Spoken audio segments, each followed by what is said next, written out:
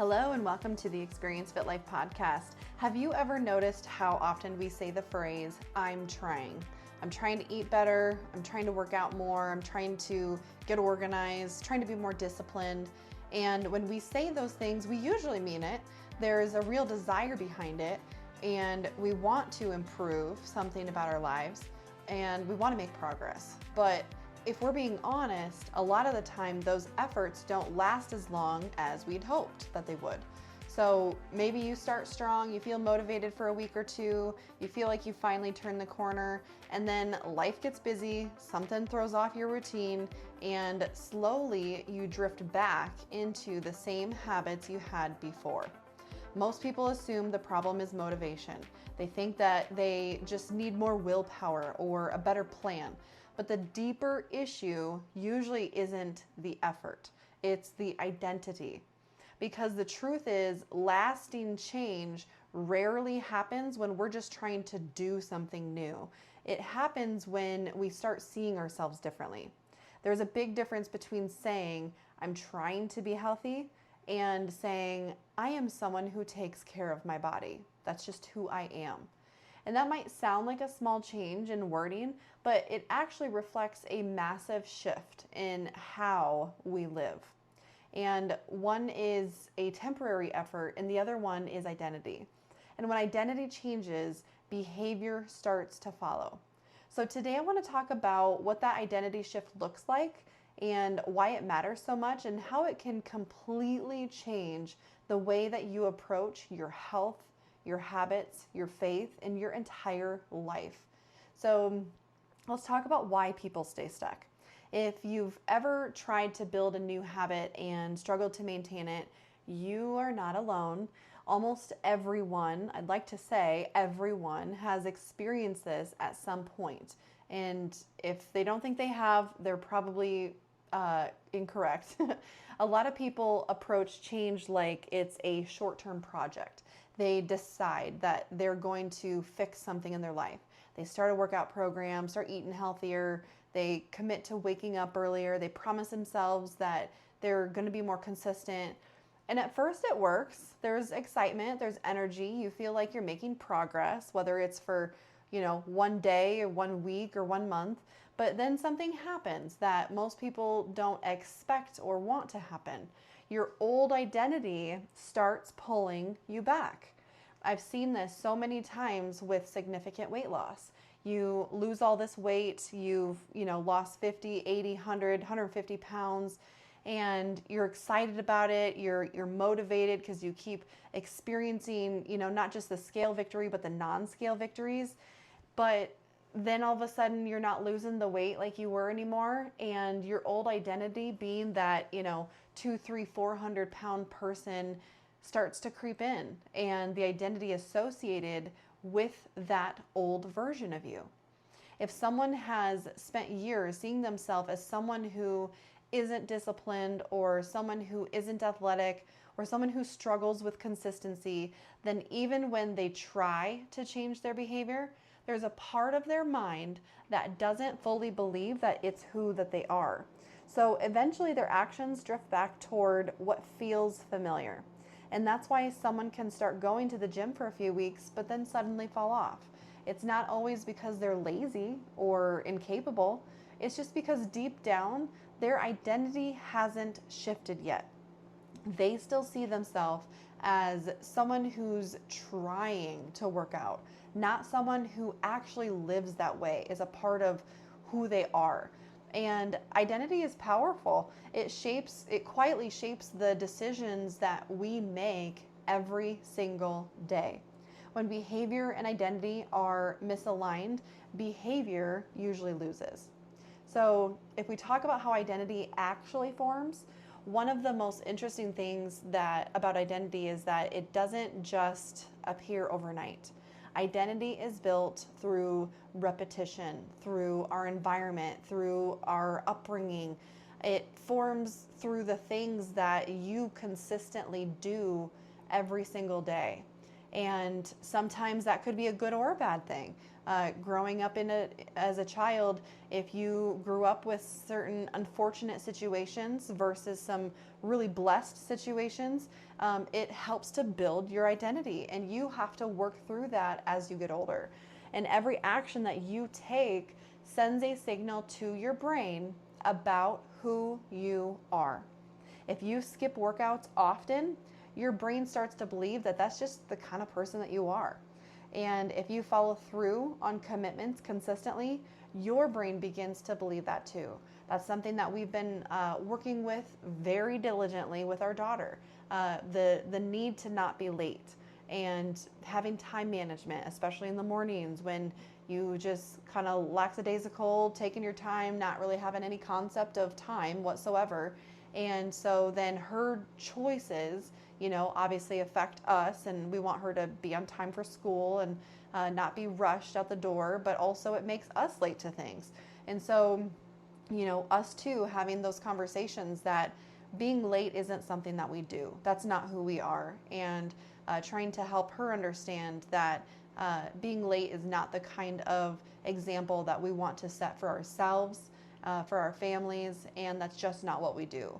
And so if you follow through on commitments consistently, your brain's going to believe that. Your identity is essentially a collection of evidence that you've gathered about yourself over time. This is why habits matter so much. And every habit is casting a vote for the type of person that you believe that you are.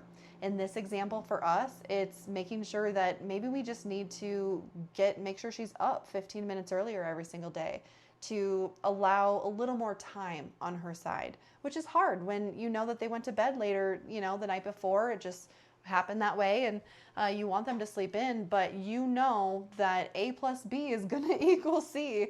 And so you have to have those habits of, what is the time that I need to make sure that I'm awake or that she's awake in the morning.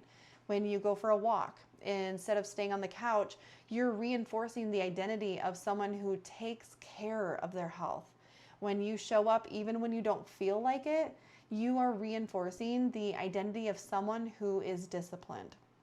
These moments might seem small, but over time, they add up. Your brain begins building a story about you, and eventually that story becomes your identity. And the good news is that identity isn't fixed, it can change, but it changes through consistent action, not just intention. Another thing that this reminds me of is my morning choices as I've had weight loss, been on a weight loss journey, and really it's always a journey. There's never a deadline, because when you stop trying, you're going to go backwards. You always have to, again, create the identity of this is who you are, not just, I want to lose this weight and then stop working. But in the morning, I have two things that I consume every single morning, and that gets me to 11 a.m., sometimes 12 or 1 p.m., depending on the day, depending on how hungry I am. But it's the first two things that I have. It's a very high significant protein, and it's just who I am now. When I travel, I got to make sure I have those two things with me. It's just a part of who I am. It's how I start the first 4 to 6 hours of my day. And that habit has, now that it's this identity in me, and that I just have to, maybe in the beginning it took me 80 to 100% effort to have to consciously make that choice, to make those two healthy decisions every morning, because I was used to, eating other stuff, more stuff, junk, whatever. But now it takes 10 to 20% of a conscious effort for me to do that, because it's a habit, it's a part of who I am, it's a part of my identity. And so that healthy habit then sets you up for the rest of the day. It sets you up to feel good about making the right lunch choice, which then sets you up to feel good in the afternoon so that you don't have the afternoon slump, and so on. So if we talk about the power of identity-based decisions, one identity shift, something really interesting starts to happen. Decisions that once felt difficult begin to feel more natural. For example, if someone believes that they're trying to eat healthy, then every food decision feels like a battle. Like you are in this constant uphill battle, trying and trying and trying. Should I eat this? Should I not eat this? Maybe just this once. I'll start again tomorrow. Diet always starts back up on Monday after a terrible weekend of eating. But when someone begins seeing themselves as a whole person who takes care of their health, the conversation in their mind changes. Now it becomes less about restriction and just more about alignment. And this is just what I do. This is who I am. This is how I live. And because of that, decisions require less effort. Not because life is suddenly perfect, but because identity has shifted. The same thing happens with many areas of life. People who see themselves as reliable show up differently. People who see themselves as leaders make different decisions, whether they are in a leadership role or not. And people who see themselves as disciplined approach their time differently. Identity simplifies choices because it clarifies who you are. And when you know who you are, you don't have to debate every decision. You act in alignment with that identity.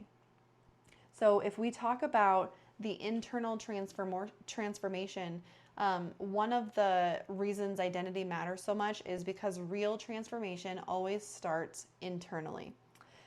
In personal training, we talk about it's the intrinsic motivation, the internal motivation to get started. It's not, the motivation because somebody's telling you and forcing you to do something. We often focus on the external change first, the better habits, better routines, better results. But those external changes usually follow something deeper. They follow a shift in how you see yourself. When someone begins believing that they are capable, they approach challenges totally different. And when someone believing that they are responsible for their health, they treat their body differently. When someone begins believing that their life has purpose, they prioritize their time differently. And this is why internal change is so powerful. When the mind changes, behavior becomes easier to sustain. You're no longer forcing yourself to act against your identity, you are reinforcing it. If we talk about a biblical perspective on this idea of transformation starting internally is something that Scripture actually talks quite a bit about. In Romans 12:2, there's a well-known passage that says, "Do not be conformed to this world, but be transformed by the renewing of your mind." That verse is really interesting because it highlights where transformation begins. It begins in the mind. It begins with perspective. Before someone changes their life externally, something shifts internally. They begin seeing things differently. They begin thinking differently, and they begin recognizing who they are and what they're called to. In many ways, identity is connected to understanding who God created you to be. Someone capable of growth, capable of discipline, capable of living intentionally. When people begin seeing themselves through that lens, their actions begin to reflect it. Not perfectly, but consistently over time. So how do we start this identity shift? The question becomes, how do you actually begin shifting it? And the first step is awareness. Start paying attention to the way that you talk about yourself. The language we use reveals the identity that we believe.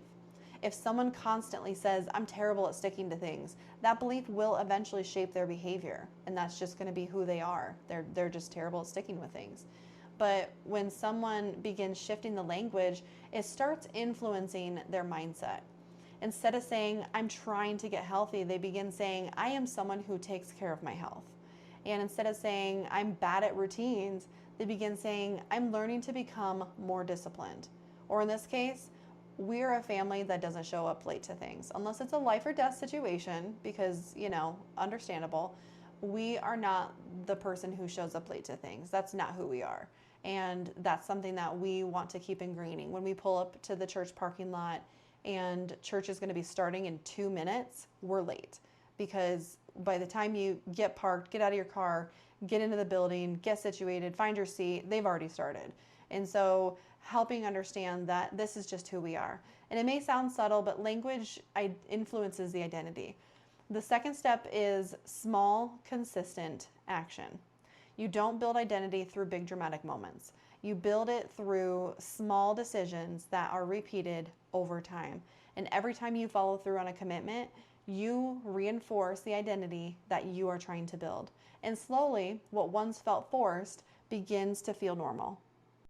I want to talk about why small wins matter. One mistake people make when trying to change their life is aiming too big too quickly. They want to complete a complete transformation overnight. But identity doesn't shift through massive bursts of effort. It shifts through consistency. Small wins matter because they create evidence. If someone commits to something small and follows through, their brain begins collecting proof that they can be consistent, they can show up, that they can become someone new, and as that evidence grows, confidence grows with it. This is why people who focus on small daily habits often experience the biggest long-term changes, because they are quietly rebuilding their identity. And if we think about a ripple effect, what's fascinating about identity shifts is how they start affecting areas of life beyond the original habit. Someone who begins identifying as a healthy person often starts sleeping better. They start thinking differently about stress. They start making decisions that support their well-being. And it spills over into other parts of life. The same thing happens with discipline. Someone who develops discipline in one area often becomes more focused in others. This is because identity isn't isolated. It shapes the entire way that we approach life. When identity strengthens, many habits begin aligning naturally.